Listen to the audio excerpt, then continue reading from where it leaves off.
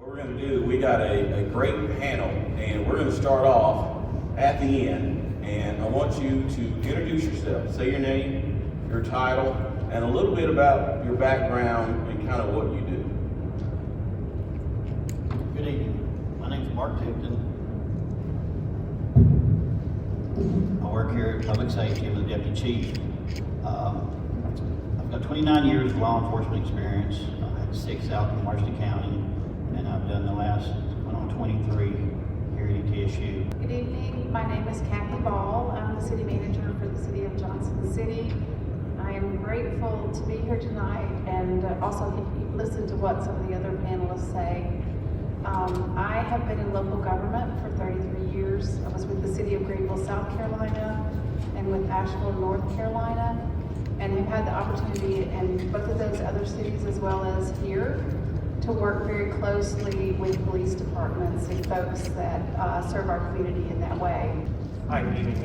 My name is Damon Wilson. I'm the lieutenant over our operations and the investigation division here on ETSU's police department.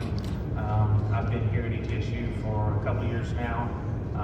Before that, I came from the county where I worked as a drug investigator, criminal investigator.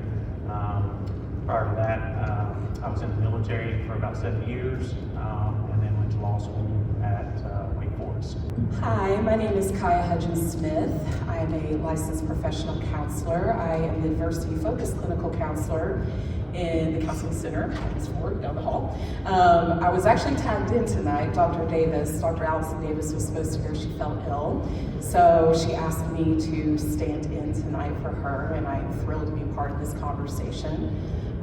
My focus is on mental health, of course, and specifically Black mental health, noticing there's a disparity in how we access services and resources. I'm Michelle Bird, the Dean of Students here at ETSU.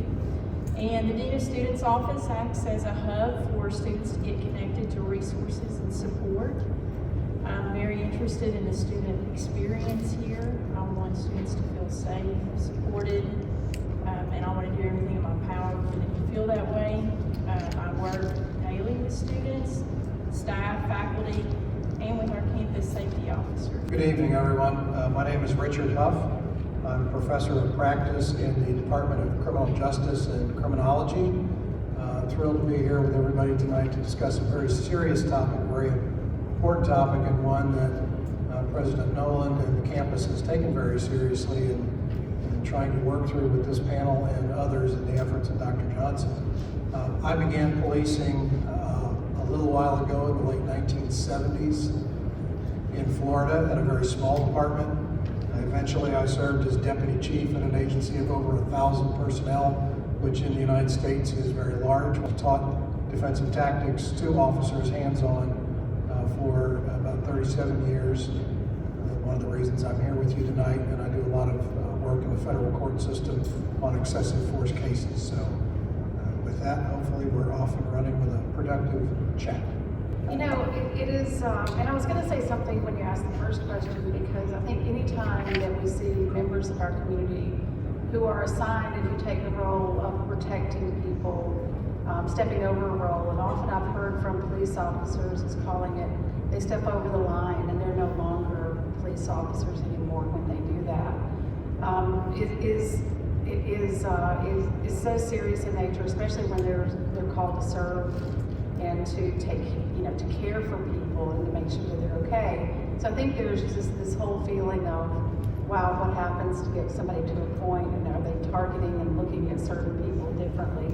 It's really scary, and I think it's become a reality of the world that we're in. With that particular unit and the choice of acronyms like Scorpion are picked to, for deterrence purposes, chances are we will see that those officers were not only, as Deputy Chief referred to, certainly not trained that way. That goes against every aspect of training in this state or any other state.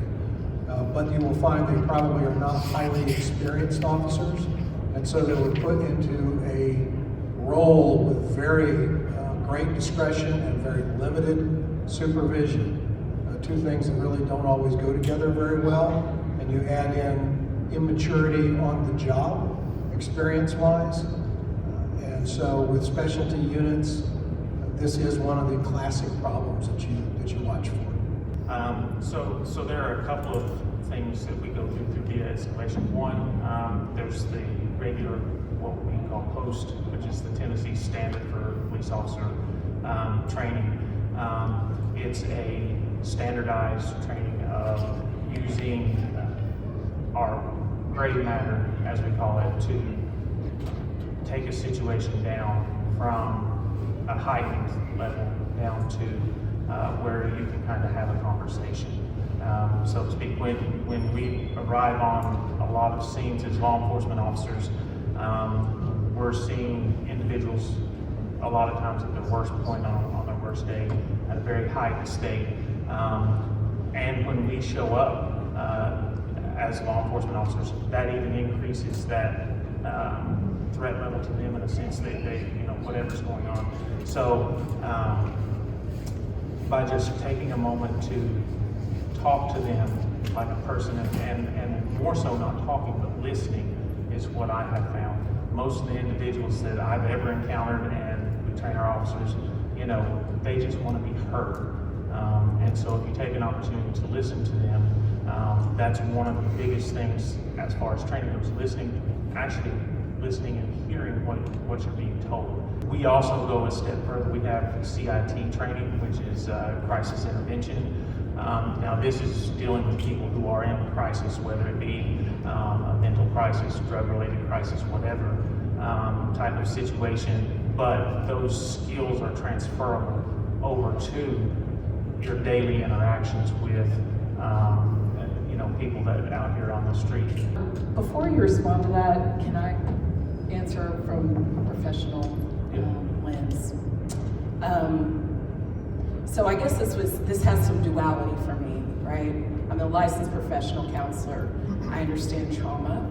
I understand PTSD. I understand that intergenerational trauma of Black and brown people historically watching themselves be brutalized, murdered. So I sat down and I watched 5 men take on one person. I watched a young man call out for his mother.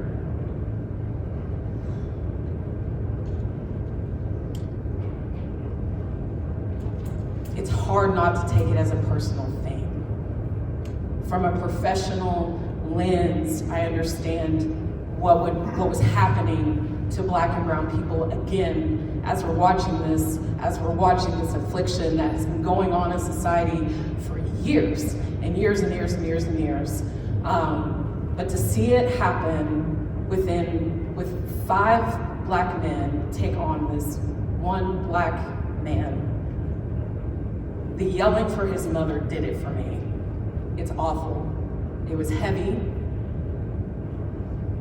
I don't think that our society, Johnson City, our community as a whole, is going to be able to heal unless there is more attention brought to how intergenerational trauma works. We have to start here, and I think the hope for me is that we can have more conversations with people who understand. I mean, I'm speaking from having really read into it, is like, what do you expect but for folks to run when they see the police? And do you understand they're not running because they're guilty, they're running because they're afraid of you. To answer your question about what young people can do, check your own cycle of oppression, okay? And what I mean by that is that we've all been socialized in certain family systems, okay? And with that, we learn, we observe, and we absorb, right? So with that being said, we all develop implicit bias, okay?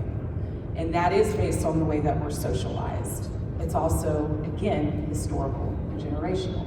So we have cycles of oppression that keep on being cyclical. And so what we do to break those cycles is to educate ourselves. So that means sitting with those who don't look like you, having those really challenging conversations. But I do think just taking a picture and holding that and then speaking up. If you see something and you can't get your camera out, you see something, you and your friend are walking and you see an officer, we have multiple ways to reach and get in touch with us. If you don't want your name associated with it, we have an anonymous reporting system. We have bug prevention. We've got the app. However you want to, if you want to come to the office and sit down and talk, that's my role. The officers report to me. So if you see something, come talk to me. But I realize I have a responsibility to contribute to the kind of community, the kind of East Tennessee State University that I want. And so I am trying to play a role in doing just that. You have that same responsibility. Accept the challenge as we move forward. Thank you and enjoy your evening.